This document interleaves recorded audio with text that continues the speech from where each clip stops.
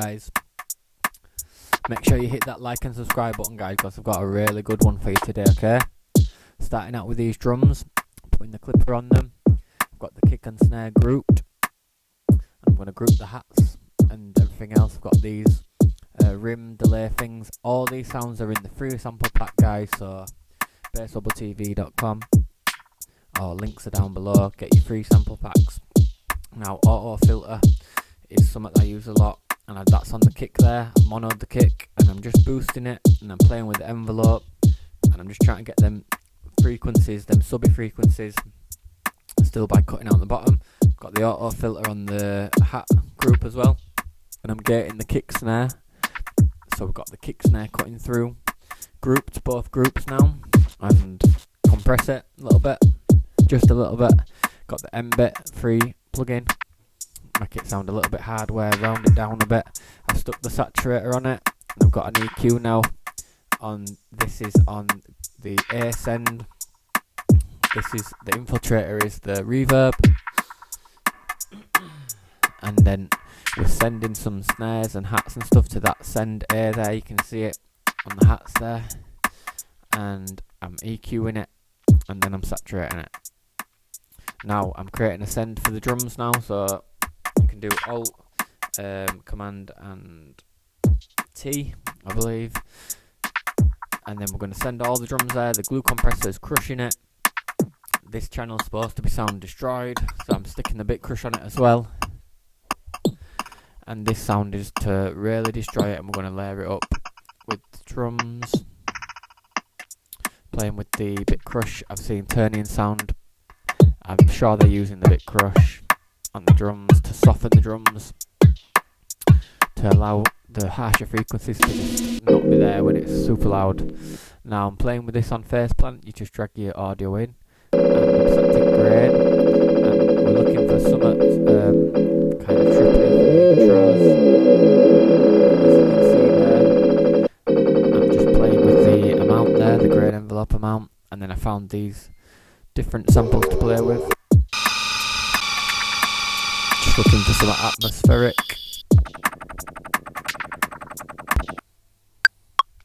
And I've just got 2 notes recorded in. Remember, when you're using your MIDI notes, we want to use D, E flat, E, F, F sharp, G, G sharp. You don't want to go higher than that for bass styles of music, just because the sound system, it won't be super bassy unless you're at those keys. Now I'm using this vocal, and we're just playing with the grain envelope amount. And then when I bounce this to audio, I've recorded this to audio, set to new audio, and click in, and you gotta set it to whatever synth you've had. Then I bounce it to audio, and if you jump into the warp section, we just transposed it there. Now this Pro MB, I was playing around with this because this sort of, I thought it sounded good for intros, just to solo it like that. And then it's just like a filter, using it as a filter this time.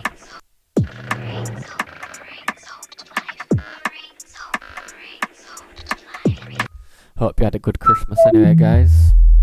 Hope you didn't get up to too much debauchery this Christmas. So we've got the phase plant in now, and all these basses, I'm going to group them, and I'm going to use them as mid bass, okay? So we're going to add some proper bass later. At the minute we're just kind of doing some sound design stuff, so we're getting the white noise and the sine wave. Got an envelope on the filter there, and then I'm going to whack a saturator on it and EQ it again, like I did earlier. You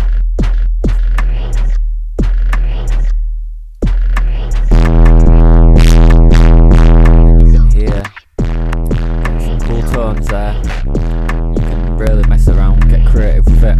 The dynamic tube there, messing with. Just trying to find some really raspy, sort of distorted harmonics, what we love so much. And if you see on the EQ, I've EQ'd it really creatively there.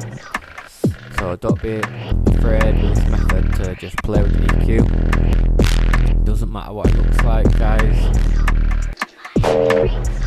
As you can see there with the saturator, sinoid fold mode, some interesting noises, and then even further EQ and saturation. getting a lot of tones to play with. And like I say, we're going to group all this stuff, take the sub out of it with the EQ, and add some proper bass.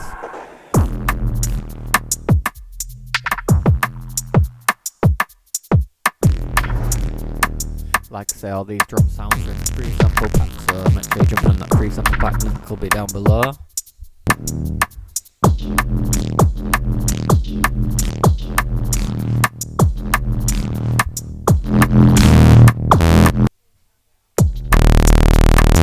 Alright, so we're doing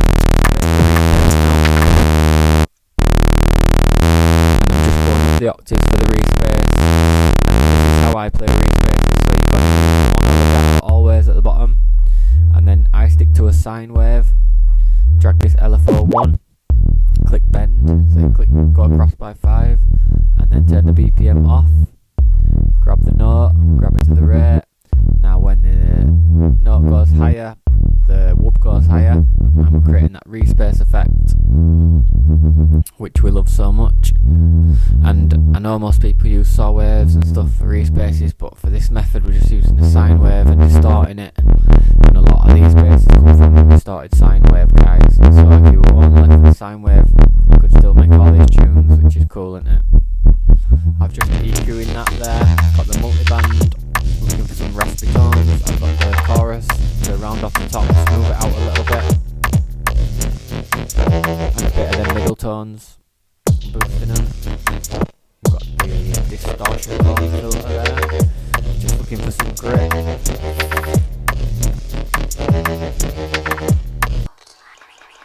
Cool, have a listen.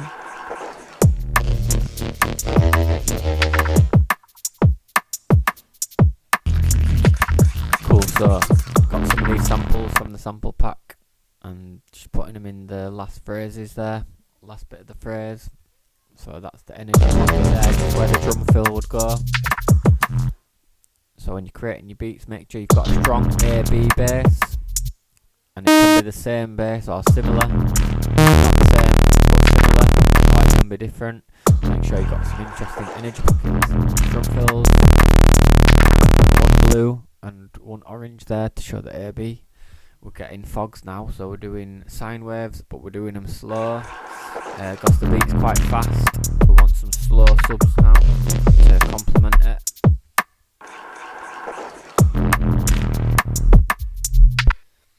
And then LFO2 is going to be for oscillator 2, and it's going to have this, we've picked a 2-bar, that's it, so we've got a 2-bar slow rhythm for the oscillator 1, then the little 3 spikes there for the oscillator 2, and that gives it that grit when it hits the distortion, the 2 notes together. And fog basses work really well for these styles, make sure you're filtering them. And you're just looking to get a lot of grittiness, a lot of harmonics, and then filter it so it's got a lot of body to the sound. Playing around with these, and then on the last one I usually go for something different on that one. Go for the FFT, add seconds to 0. Now because we've got a lot of distortion on it, it's going to sound quite gritty anyway. We're getting those mid-tones that we love so much.